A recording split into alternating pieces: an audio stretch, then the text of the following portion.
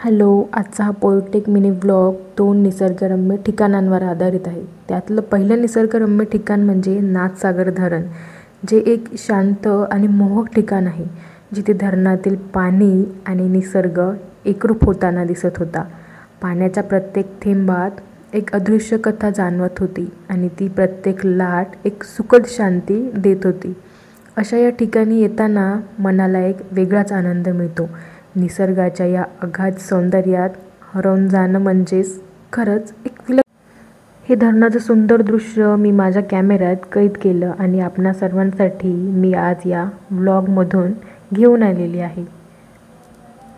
यानंतर आम्ही निघालो होतो दुसऱ्या निसर्गरम्य ठिकाणासाठी, ते म्हणजे देवगड.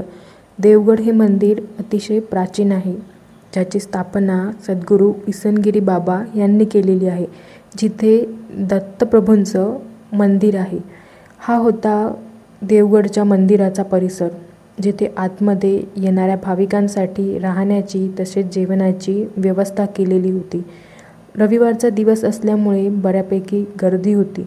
मंदिराच्या परिसरात वृक्षारोपण केलेली होती. मोठी मोठी नारळाची झाडे ही त्यातलं एक विशेष लक्ष वेधून घेणारे होते. मंदिराच्या परिसरात शांतता होती आणि हे मंदिर अतिशय पवित्र मानले जाते. हे होतं मंदिराचं दुसरं प्रवेशद्वार, जिथे सुरुवातीलाच एक मोठी घंटा दिसते आणि तिथूनच मंदिराचा गाभारा सुरू होतो. हा होता मंदिराच्या मागचा परिसर. किसनगिरी बाबा यांच्याही समाधीचं मंदिर इथे आहे. प्रवरा नदीचा काठ हा अतिशय सुंदर आणि देखणा परिसर. खरं तर ही वेळ सूर्यास्ताची होती, त्यामुळे हे दृश्य डोळ्यांना दिपवणारे होते. नदीचे पात्र हे अतिशय स्वच्छ होते, त्यामुळे पाणी हे अगदी काचाप्रमाणे स्वच्छ दिसत होते.